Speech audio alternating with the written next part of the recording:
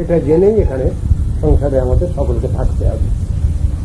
দুঃখ রূপী সুখ শান্তি বলে যেটা আছে সেটা দুঃখের ক্ষণিক নিবৃত্তি, বাস্তব সুখ শান্তি এ সংসারে হয় না, নাই। ক সুত বেকার ছেলে, কচ্ছে তো ধনম, কার ধন,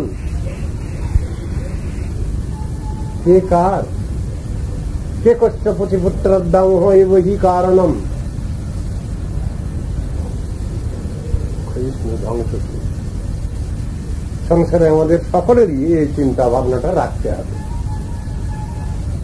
স্নেহবান জলতে নিশম, স্নেহ মমতা আছে এখানে, কিন্তু জলাতে অনিশম, সব সময় এখানে জ্বালা যন্ত্রণা, দুঃখ কষ্ট, বিপদ আপদ সব সময় লেগেই আছে, এবং এইগুলো দিয়েই এই সংসারটা তৈরি করা হয়েছে, যা ভাগবতে বর্ণনা আছে। তাহলে তারপরেই বলছেন না চন্দ্রস্য সুখম অস্তি,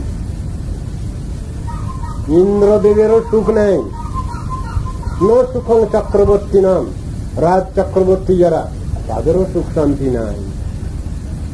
সুখম অস্তি বিরক্তস্য মুনের একান্ত জীবিন।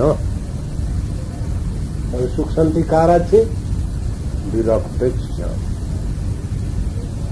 সংসারে যার সব কিছু আছে, তিনি ভাবতে পারছেন আমার এসব কিছু দরকার নেই, আমার শুধু ভগবানকেই চাই, তাহলে আমার সব আছে।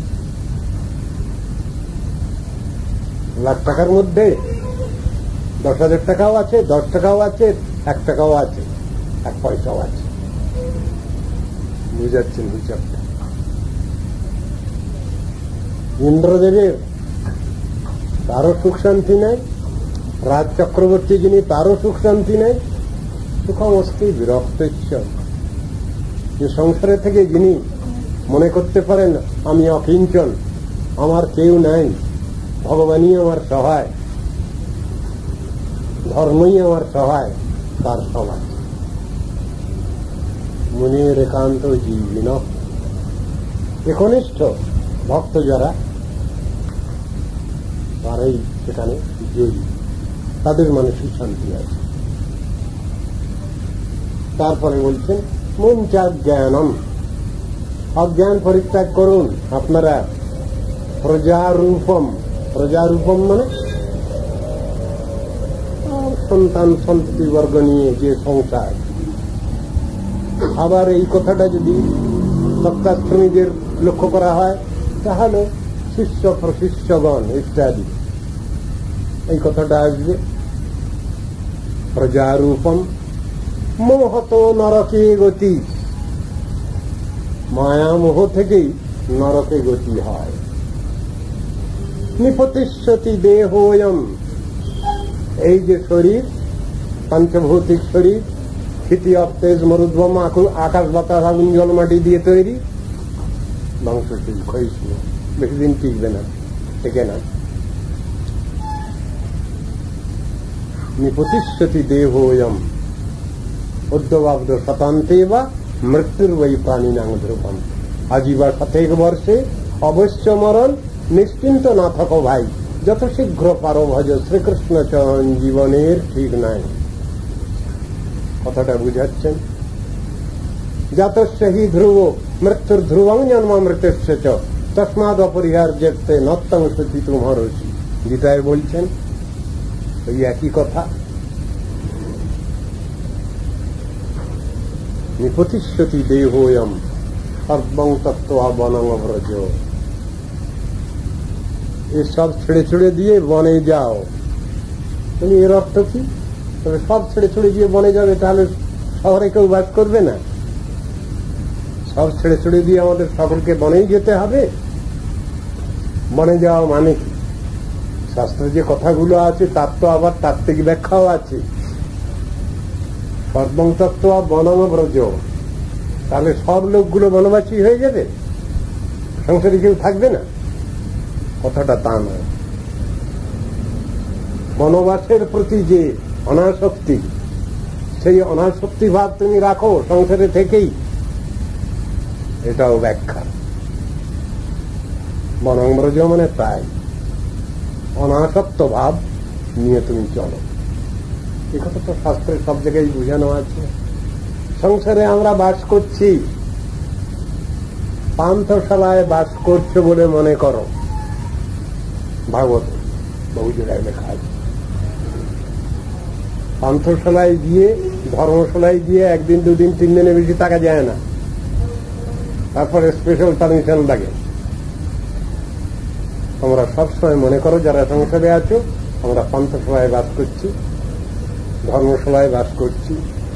ট্রেন ধরতে গিয়ে স্টেশনে যতক্ষণ পর্যন্ত থাকার দরকার হয় ততটুকু সময় আছে। এই কথাগুলো বুঝাচ্ছেন তো।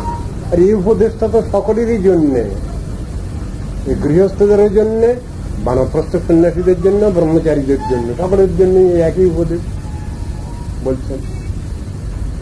পান্থশালায় বাস করছে তুমি মনে করো।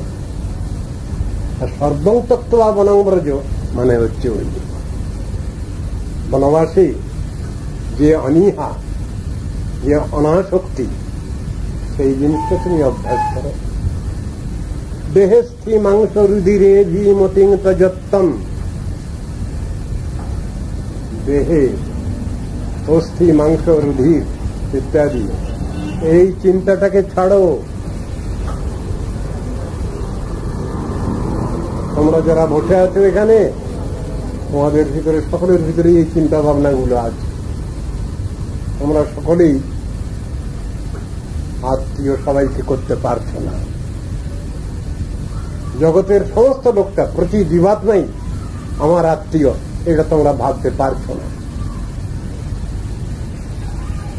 কিন্তু তোমার রক্তের সঙ্গে যাদের যাদের সম্পর্ক, তোমরা তাদেরই আত্মীয় বলে বলতে চাচ্ছ, এটা বিচার ঠিক নয়। কথাটা তো তাই। আমরা আত্মীয় কাদের বলি? আত্মার সঙ্গে সম্পর্কযুক্ত যারা, তারাই হলেন আমার আত্মীয়। কিন্তু কার্যক্ষেত্রে তা করি না আমরা। আমার রক্তের সঙ্গে সম্পর্ক যাদের যাদের সঙ্গে আছে, ব্লাড কানেকশন, তাদেরই আমি আত্মীয় বলে ভাবি। উল্টো বিচার এটা।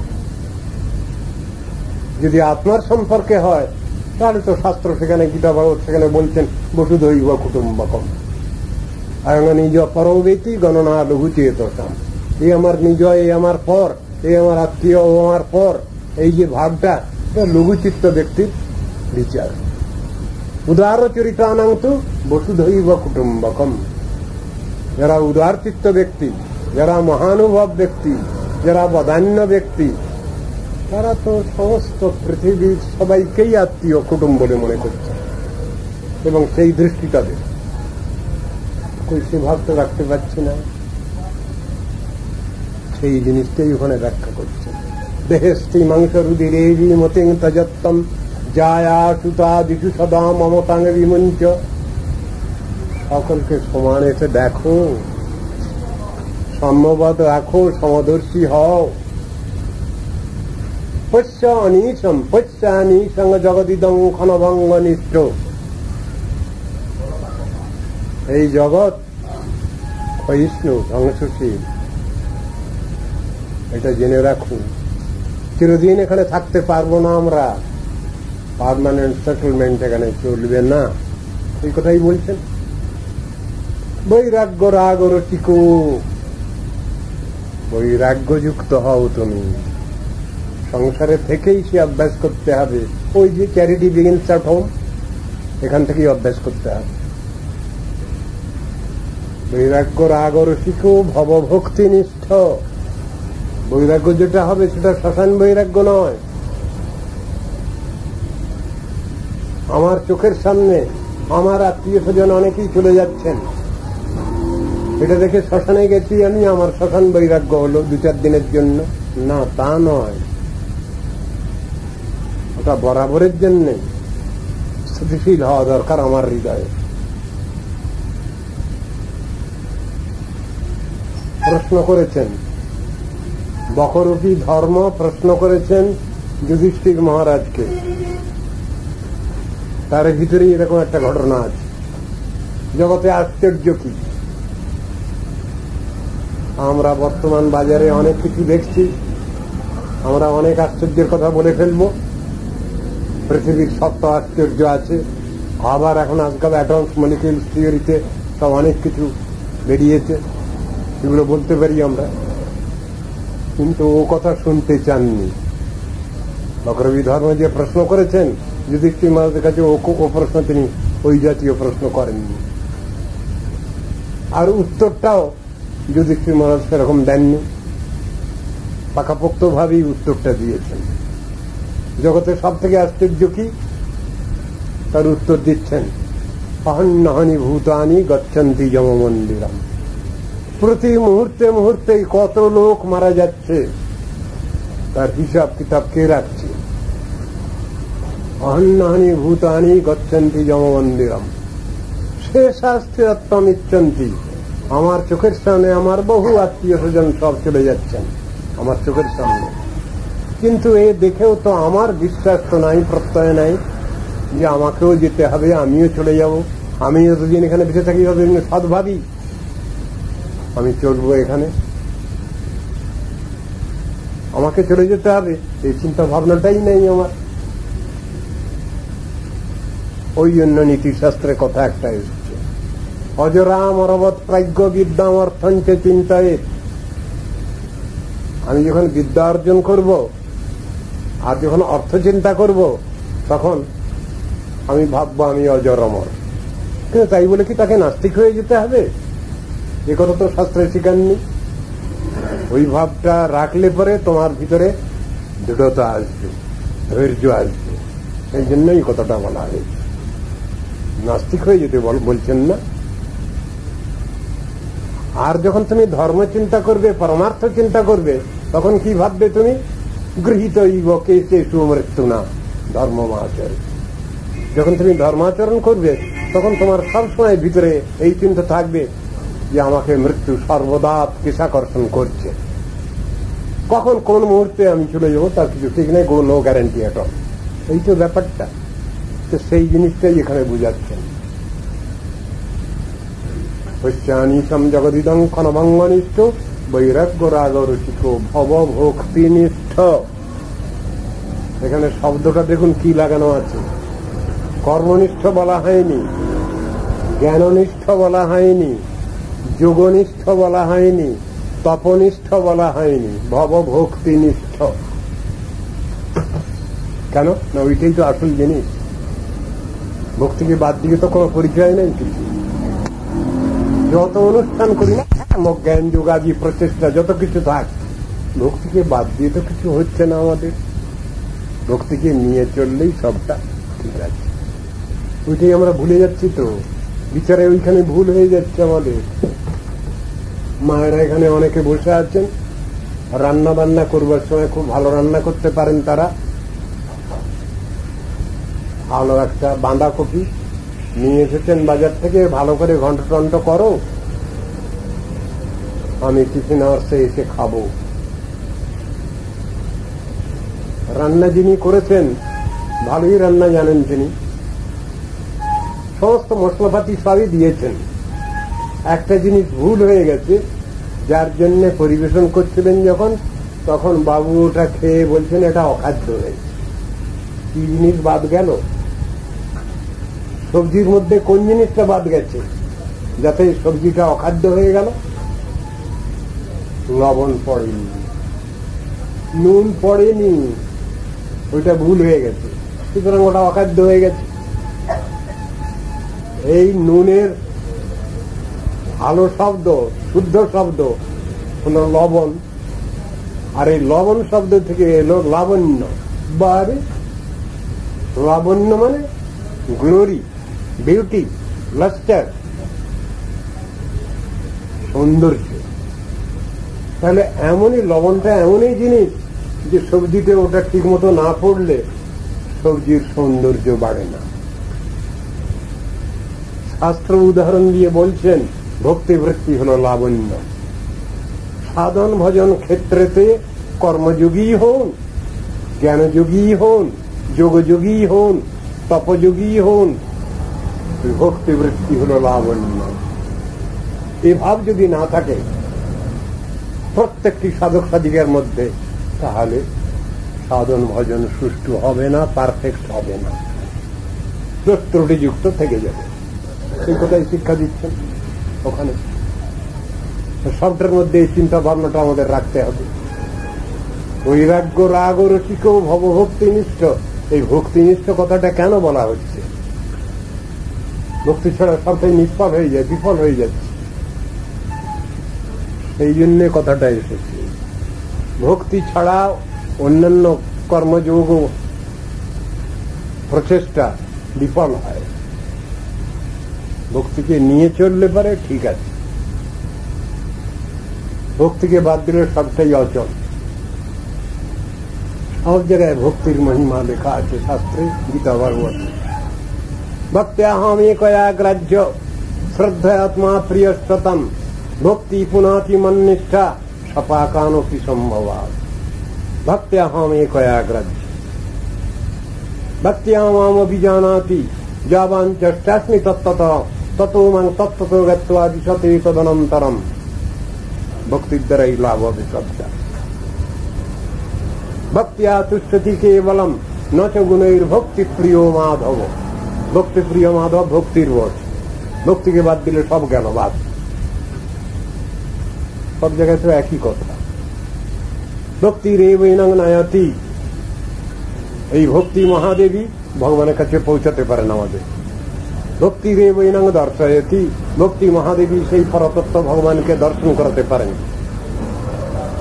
এসব কথাগুলো তো রয়েছে, সব শাণ্ডিল্য সূত্রে রয়েছে, নারদীয় ভক্তি সূত্রেতে রয়েছে। ভক্তি ছাড়া তো কিছু হচ্ছে না, শ্রদ্ধা ভক্তি ছাড়া কোনো কাজই হবে না, সবটাই নিষ্ফল হয়ে যায়, বিফল হয়ে যাচ্ছে। এই জিনিসগুলো তো বোঝানো হয়েছে। ভব ভক্তি নিষ্ঠ ধর্মং ভজস্য সততম। ধর্মপথে চলো ভাই, নীতি আদর্শ মেনে চলো। তজ লোক ধর্মান, আমরা লোকধর্মেতে সব বদ্ধ হয়ে গেছি। পাছে লোকে কিছু বলে, এই লোকলজ্জায় আমরা বাস্তব সত্য থেকে ভ্রষ্ট হয়ে যাচ্ছি, সরে যাচ্ছি, ডেভিয়েট করছি। আমাদের জীবনে ডেভিয়েশন এসে গেছে। আমরা বুঝতে পারছি জিনিসটা ভালো, তাহলেও নিতে পারছি না। লোকলজ্জা, লোকে কি বলবে। আরে লোকে কি বলে ওটা কি হয়ে গেল? যত দুনিয়ার যত লোক আছে অসতী যারা, তারা যদি বলে, সতী সাধ্বী রমণীকে যদি বলে, এই তোরা কপালে সিঁদুরের টিপ দিয়েছিস কেন রে, তোরা নোয়া পড়েছিস কেন, শাখা পড়েছিস কেন, সিঁড়িতে সিঁদুর দিয়েছিস কেন, তাহলে তারা কি ওটা বন্ধ করবেন? ওটা ব্যবহার কি বন্ধ করবেন তারা? সধবা বিধবার ডিমার্কেশন তো ওটা, এটার পিছনে তো যুক্তি আছে, তত্ত্ব সিদ্ধান্ত আছে। দুনিয়ার লোক অধিকাংশ লোকই নাস্তিক। তাহলে কি আমাকে নাস্তিকই হতে হবে? আমি কি লোকলজ্জার খাতিরে আমার পজিটিভ সাইডটাই ছেড়ে দেবো? মাইকেল মধুসূদন দত্ত তো তার কবিতার ভিতরে এইরকম কথাগুলো বলেছেন। এবং ভান্ডারে তব বিবিধ রতন, তার সাথে অবোধ আমি অবহেলা করি, পরধন লোভে মত কুক্ষণে আছি বললে। বা আরো তার উক্তি রয়েছে, থেকে শেখা লোক। তিনি তো অনেক কথাই বলছেন। আশার ছলনে ভুলি কি ভল লবিন হায়, তাই ভাবি মনে জীবন প্রবাহ বহি কাল সিন্ধু পানে ধায়। ফেরাবো কেমনে দিন দিন আয়ুহীন হিনবল দিন দিন, তবু আশার নেশা ছুটিল না কি দায়। রে প্রমত্তমন মম জাগি বিরে কবি, জীবন উদ্যানে তোর যৌবন কুসুম ভাতি কতদিন রবি। এসব কথাগুলো তো তিনি বলে যাচ্ছেন। প্র্যাকটিক্যাল এগুলো আমরা বুঝতে পারছি না। তিনি কষ্ট পেয়ে বুঝে শেষকালে নিজের দোষ ত্রুটি সমস্ত ক্ষমা চাইছেন ভগবানের কাছে। ঠাকুর, ভুল করে ফেলেছি, আমার ভান্ডার ভারতবর্ষ, আমার ভান্ডার, ভক্তির ভান্ডার, শ্রদ্ধার ভান্ডার, আমি সেটাকে অবহেলা করে চলে এসেছি। বিদেশে চলে এসেছি, আমি পরধর্ম গ্রহণ করেছি, ক্রিশ্চিয়ানিটি গ্রহণ করেছি, সনাতন হিন্দুইজমকে বাদ দিয়ে এসে কান্নাকাটি, ওটা তো আগে থেকে চিন্তা করলেই ভালো, এটা তো বুদ্ধিমানের কাজ, সব জায়গায় তো বুঝানো আছে এইভাবেই।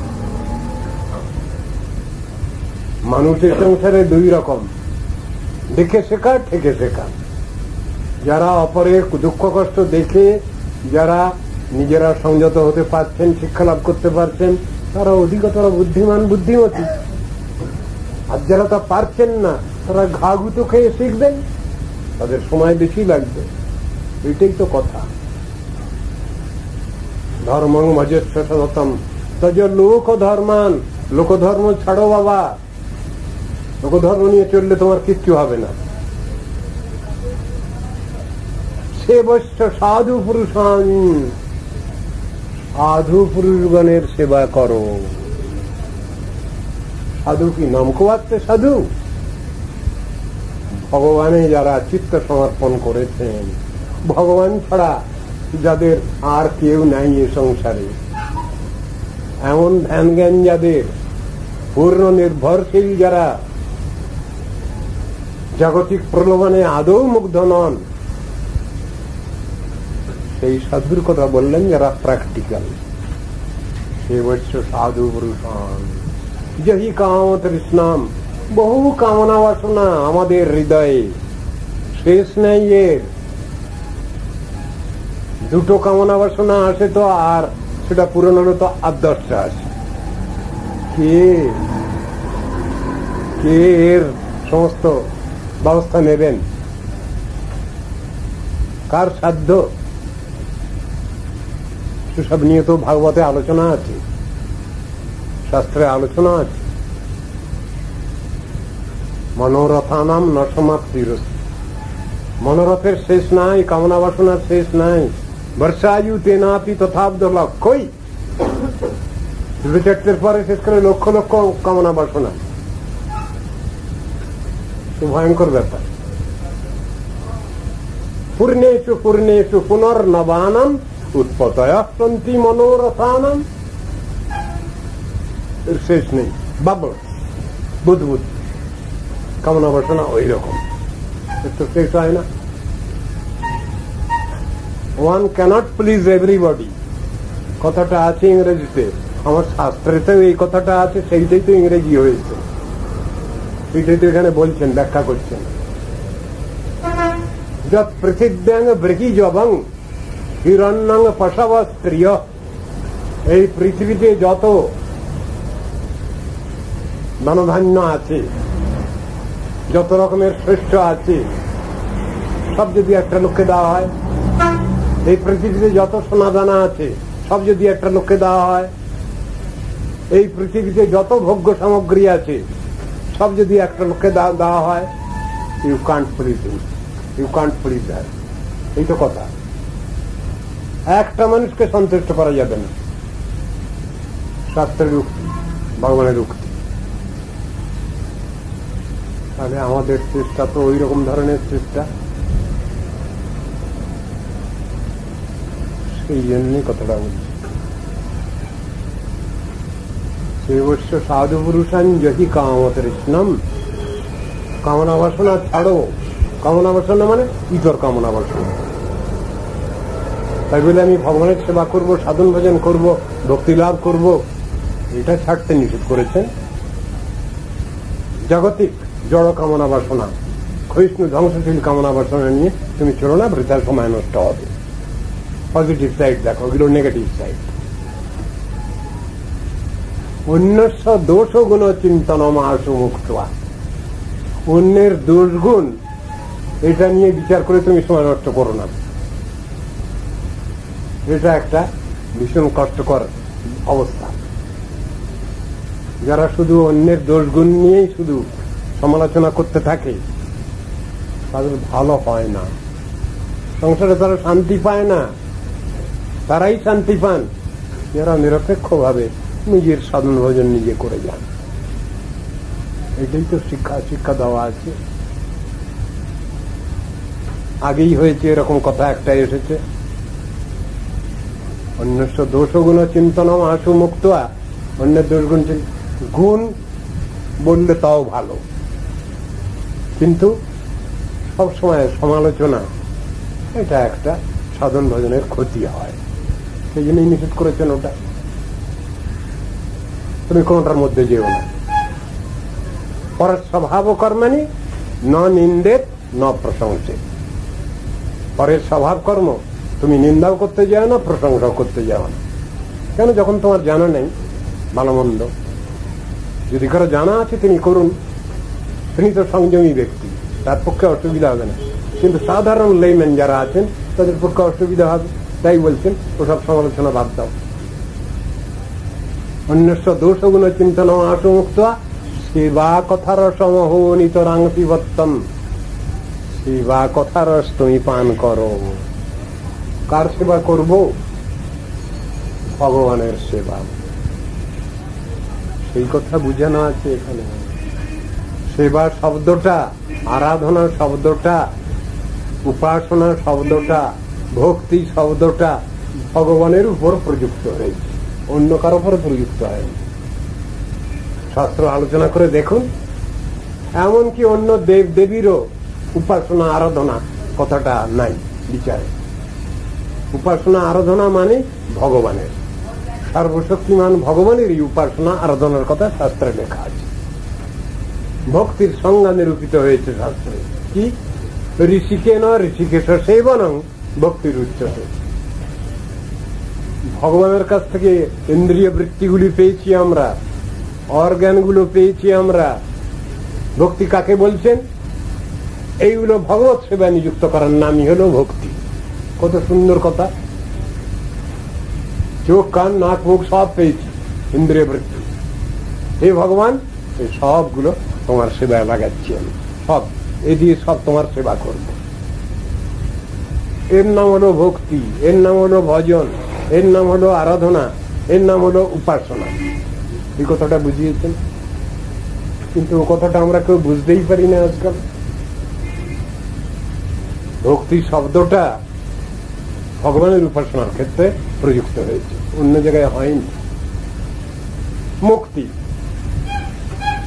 আমরা মুক্তি চাই, সকলে মুক্তি মুক্তি বুঝি না, কিন্তু যারা বুঝেছেন, শব্দটা জেনেছেন, বুঝেছেন, তারা মুক্তি চাইছেন ভগবানের কাছে, ভগবান ব্যবস্থা নিচ্ছেন। কিন্তু সেই মুক্তি যদি আমরা দেব দেবীর কাছে চাই, পাবো না, ক্ষমতা নেই তাদের দেওয়ার।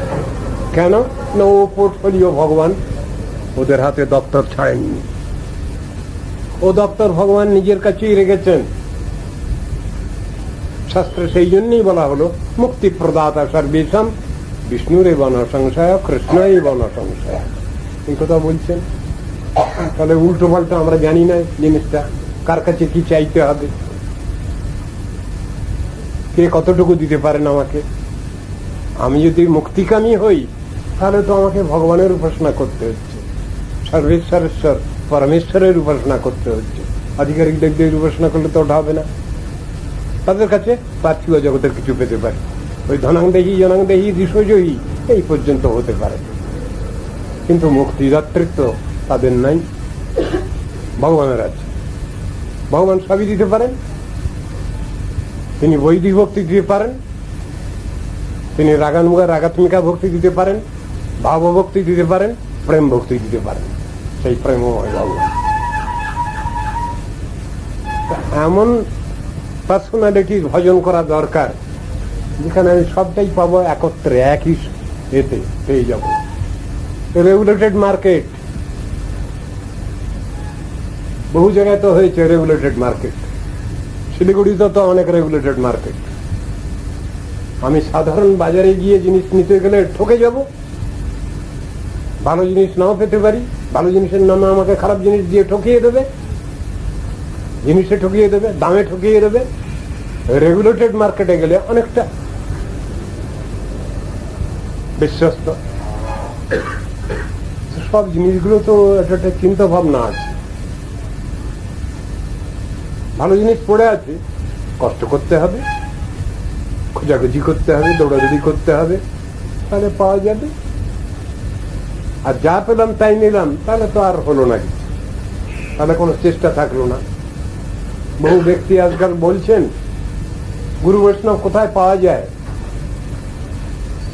গুরু বৈষ্ণব পাওয়া যায়, খুঁজলে তো পাওয়া যাবে, খুঁজলে তো ভগবান মিলিয়ে দেবেন। আমার যদি আন্তরিকতা থাকে, আমার যদি নিষ্ঠা থাকে, আমার যদি আকুলতা ব্যাকুলতা থাকে, তবে তো আমি পাবো। আমার চেষ্টাই নেই, আমি পাবো কোথা থেকে? খাঁটি ঘি যদি আমার দরকার হয় যেখানে সেখানে তো আমি পাবো না। ডালডা দিয়ে দেবে রং করে দিয়ে, সেন্ট দিয়ে, বলে এই নাও খাঁটি গাওয়া ঘি নাও, হবে না। খুঁজতে তো হবে আমার খাঁটি জিনিস পাওয়ার জন্য। তার জন্য তো একটা ক্লেশ শিকার আছে, সাধন ভজনে তো ক্লেশ শিকার আছে, কিন্তু ভালো মন্দর বিচারটা তো রাখতে হবে আমাকে, তাহলে তো আমি ঠকে যাই। ভালোটা কি আর খারাপটা কি, কোনটা কত ভালো কোনটা কতটা খারাপ, এ সম্বন্ধে যদি আমার কোনো কংক্রিট আইডিয়া, বাস্তব ধারণা না থাকে, তাহলে আমি জিনিস কি করে খরিদ করব? আমি জিনিস সংগ্রহ করব কি করে? পয়সা না হয় আমার থাকলো, বাইং ক্যাপাসিটি আমার আছে, কিন্তু আমি সংগ্রহ করবো কি করে জিনিসটা, যদি ভালো মন্দ সম্বন্ধে আমার কোনো কংক্রিট আইডিয়া না থাকে? সাধন ভজন ক্ষেত্র তো ওই রকমই আছে। এটাও দেখতে হবে, বাঁচতে হবে, শিখতে হবে, আমাকে জানতে হবে। যদি আমাদের প্রিন্সিপাল গুলো আমাদের মানতে হবে, প্রিন্সিপাল গুলো কি কি শিখতে হবে? আমরা সনাতন ধর্মী, সনাতন ধর্মে কি কি প্রিন্সিপাল গুলো আছে আমাকে মানতে হবে। কি কি প্রিন্সিপাল গুলো মানলে পারে আমি সনাতন ধর্মীর মধ্যে ঠাঁই পেতে পারি, আমাকে শিখতে হবে। বেন আদমের একটা গল্প আপনারা হয়তো পড়েছেন, কবিতা, আমিও তো বাচ্চা বয়সে পড়েছিলাম। খুব পরম ধার্মিক একজন মুসলিম, দেশটা ওইদিকে বাগদাদ ফাগদাদ ওইসব সাইডে। তো কবি নামটা ভুলে গেছি, কোন কবি, কোন পাশ্চাত্য কবি, তার সম্বন্ধে লিখছেন, Ben Adem may his tribe increase, awoke one night from a deep dream of peace. ওর রাত্রে একজন ব্যক্তি তার ঘরে প্রবেশ করেছেন। তিনি শুয়ে আছেন, একাই থাকেন, সবসময় ভগবানের নাম করেন, খোদার নাম করেন, খুব নাম করা সাধু, মুসলিম সাধু। বেন আদেম, আবু বেন আদেম নাম। তো উনি ভিতরে ঢুকতে ঘরটা আলো হয়ে গেছে,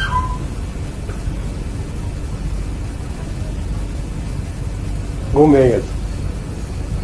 উনি উঠে বসেছেন, দেখছেন সামনে একজন দেবদূত একজন দাঁড়িয়ে আছে।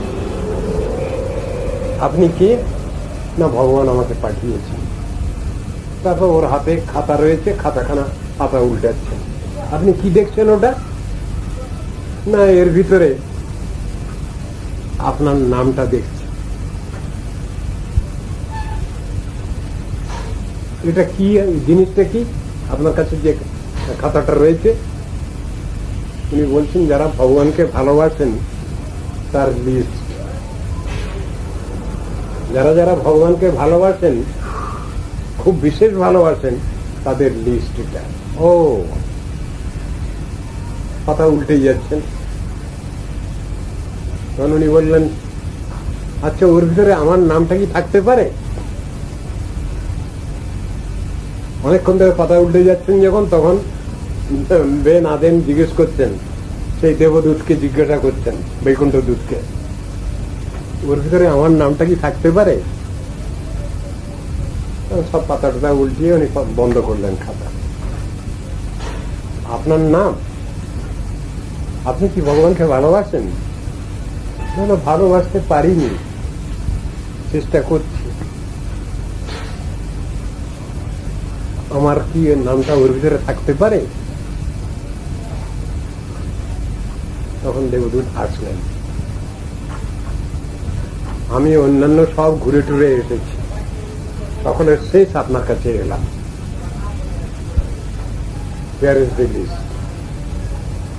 সে খাতার প্রথম পাতায় প্রথম নামটা হলো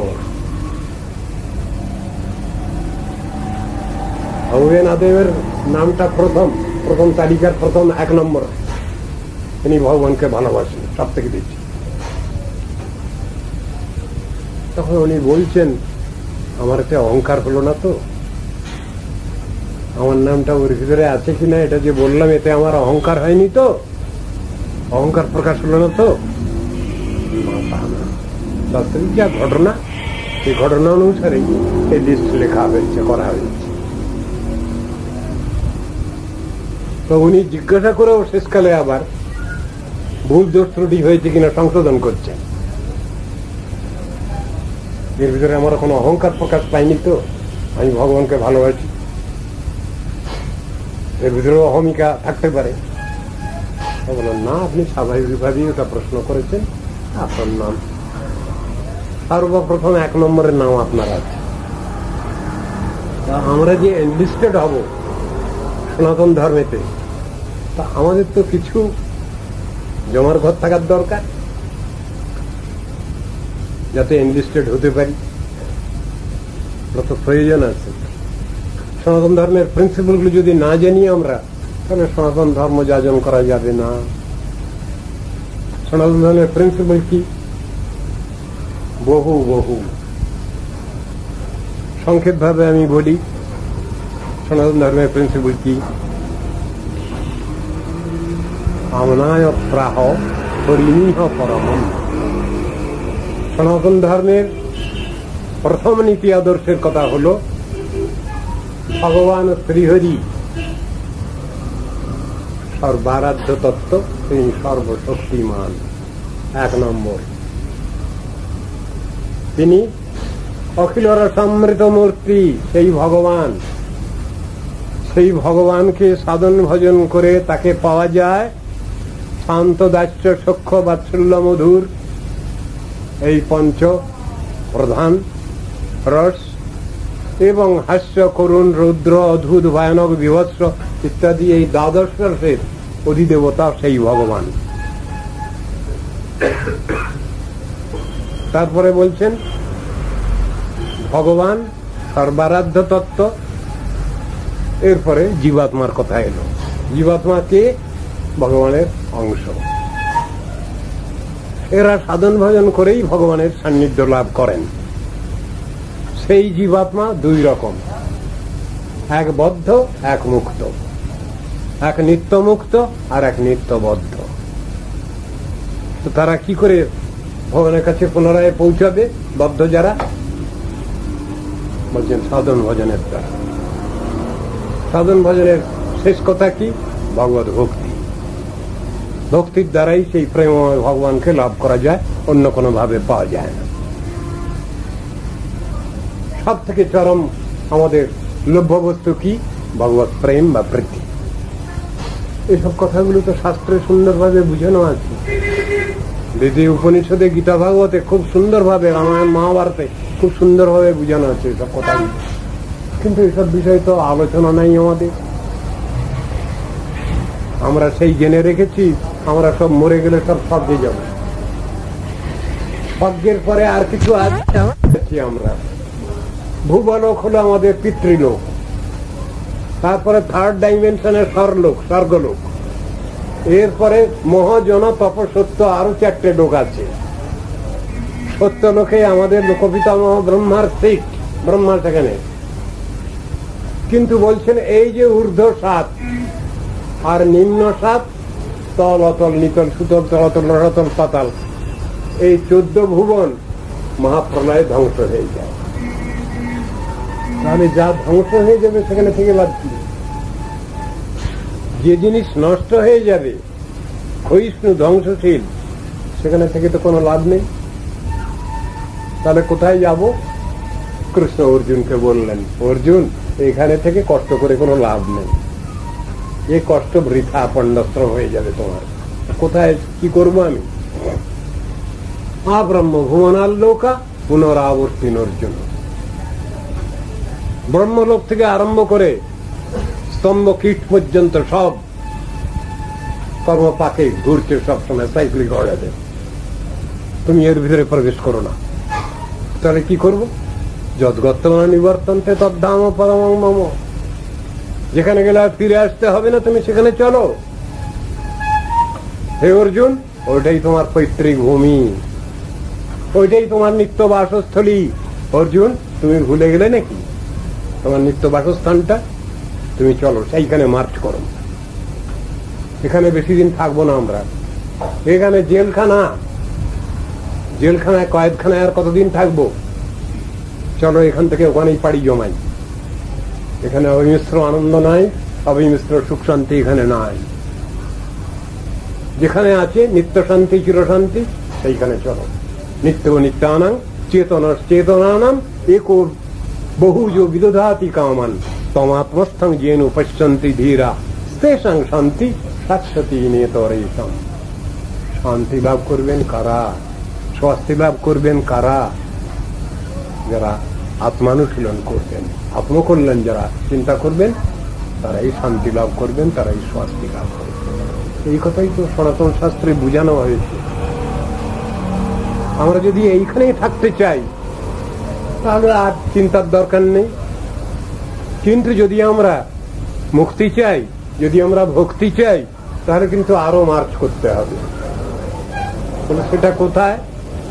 এই চতুর্দশ ব্রহ্মাণ্ডের পরে বিরজা, যেখানে প্রকৃতির 17তম গুণ যেখানে সাম্যাবস্থা লাভ করেছে, এটা শেষ হয়েছে সেখানে।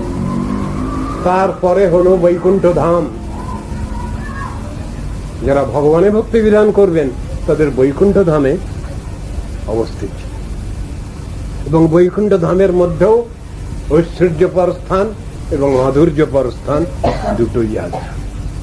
সেটাও সাধন ভজনের অবস্থা অনুসারে সাধক সাধিকা যে অবস্থা নিয়ে যেমন ভাবে তারা যে রসে আরাধনা করবেন, সাধন ভজন করবেন, এই অনুসারে তাদের সেবা প্রাপ্তি, সাক্ষাৎ সেবা প্রাপ্তি, সে কথা তো বোঝানো হয়েছে শাস্ত্রে। সেটা অধিকার অনুসারে যিনি যতটা এ করবেন তার পক্ষে সেরকমই ব্যবস্থা আছে। এই হলো সনাতন ধর্মের কথা, বেদ বেদান্ত উপনিষদের, গীতা ভাগবতের কথা, সাধন ভজনের কথা। এইসবগুলো আমাদের বুঝতে হবে। যদি আমরা সনাতনী, সনাতন হিন্দু যদি আমরা, এসব প্রিন্সিপাল গুলো আমাদের শিখতে হবে, জানতে হবে, বুঝতে হবে। স্বর্গ নরক তো অত্যন্ত এ কথা, কমা কথা। আর এইটুকু নিয়েই অন্যান্য সব সম্প্রদায়, খ্রিস্টানিটির ভিতরে এই হেভেন এন্ড হেল নিয়েই কথা, মুসলিম শাস্ত্র তো ওই বিহিস, আর এই নরকের কথা ওই নিয়েই চলছে। আমরা সনাতন ধর্মী, আমরা ঋষি অধ্যুষিত দেশের লোক, আমাদের তো সমস্ত তত্ত্ব দর্শনটা শিখতে হবে, জানতে হবে, বুঝতে হবে। আমরা অল্প সামান্য আলোচনা করে চুপ করে বসে থাকবো কেন? সেবা ধর্মটাই হলো নিত্য, আরাধনা শব্দটাই হলো নিত্য, এটা কখনো শেষ হয় না। আমরা বর্তমানে মনে করছি এখানে একটু রোজগার করে, উপার্জন করে, এটে করে বুড়া বয়সে একটু বসে বসে খাবো, এমন একটা চিন্তা প্রত্যেকের মানুষেরই মধ্যে আছে। কিন্তু যারা সাধন ভজন করে উন্নত অবস্থা লাভ করছেন, তাদের সেখানে বলা হয়েছে তারা চুপ করে বসে থাকতে পারবেন না। তাদের দায়, দায়িত্ব, রেসপন্সিবিলিটি, লায়াবিলিটি শতগুণে, সহস্র গুণে বৃদ্ধি হয় যারা সাধন ভজনে উন্নত। সেই কথাই বলা হচ্ছে। যারা মুক্তি লাভ করতে চাচ্ছেন তাদের বহু দায়িত্ব, যে দায়িত্ব সাধারণ সাধক সাধিকা জীবনে যে দায়িত্ব থাকে না, তার থেকে বেশি দায়িত্ব তাদের। সাধন ভজনের ক্ষেত্রটা তো তাই। যদি আপনারা মনে করেন যে মুক্তি পেলেই সব হয়ে গেল, তা নয়। মুক্তাবস্থায়ও ভগবানের সেবা সব সময়ই চলছে, এবং ভগবদ আজ্ঞাক্রমে সেই জীবাত্মা আবার এই জগতে এসে জগতের কল্যাণ চিন্তা করেন। জগৎ জীবের বিভিন্ন উপদেশ নির্দেশ দিয়ে তাদের কল্যাণ চিন্তা করেন। ভগবদ আদেশে তারা আসেন, সেখানে কর্মফল ভোগ করবার জন্য তারা এই সংসারে আসেন না। জীব তো দুরকম, বদ্ধ আর মুক্ত। আমরা মুক্তকে বদ্ধ বলবো না, আর বদ্ধকেও মুক্ত বলবো না। কিন্তু বদ্ধ জীব সাধন ভজনের দ্বারা তারা উন্নত গতি লাভ করেন, ভগবত সাক্ষাৎ সেবা লাভ করেন। এসব কথাগুলো শাস্ত্রে লেখা আছে। এইখানে থাক, আজ এই পর্যন্ত থাক। সিন্ধুভ্যৈব চ পতিতানাং পাবনেভ্যো नमो महावदन्याय कृष्ण प्रेम प्रदायते कृष्णाय कृष्ण चैतन्य नामने गौरतिचे नमः। वैराग्य विद्या निज भक्ति योग शिक्षार्थमेक पुरुष पुराण श्री कृष्ण चैतन्य। नमो ब्रह्मण्य देवाय गो ब्राह्मण हिताय च जगद्धिताय कृष्णाय गोविंदाय नमो नमः। तप्त कंचन गौरंगी राधे वृंदावनेश्वरी वृषभानुसुते देवी प्रणमामि हरिप्रिये। वृंदायै तुलसीदेव्यै प्रियायै केशवस्य च कृष्ण भक्तिप्रदे देवी सत्यवत्यै नमो नमः। नारायणं नमस्कृत्य नरं चैव नरोत्तमं देवीं सरस्वतीं व्यासं ततो जयमुदीरये। तमादिदेवं करुणानिदानं तमालवर्णं सुहितावतारम् अपार संसार समुद्र सेतुं भजामहे भागवतस्य रूपम्। वञ्चाकल्पतरुभ्यश्च कृपा सिन्धुभ्य एव च पतितानां पावनेभ्यो वैष्णवेभ्यो नमो नमः। हरे कृष्ण कृष्ण कृष्ण हरे हरे हरे राम राम राम हरे हरे। एकादश स्कंध तृतीय अध्याय। আমরা আজ কিছুদিন ধরে এই অধ্যায় আলোচনা করছি, মিনি নবযোগেন্দ্র সংবাদ। কিছু এই প্রসঙ্গ আলোচনা করার প্রয়োজন আছে, তা না হলে আপনারা প্রথম থেকে বুঝতে পারবেন না। তাই আগে সামান্য সূচনা করতে হয়। নিমিরাজের 9টি প্রশ্ন ছিল নবযোগেন্দ্রের নিকট। কবি হবি অন্তরিক্ষ প্রবুদ্ধ পিপ্পলায়ন আবিসূত্র দ্রমিল চমসক করভাজন, এই 9 জন ঋষির কাছে 9টা প্রশ্ন ছিল। তারা প্রত্যেকেই এক একটি প্রশ্নের উত্তর দিয়েছেন। এখানে আমরা আলোচনা করছি নিমিরাজের 4র্থ প্রশ্ন। সেই প্রশ্নটা তার কি ছিল?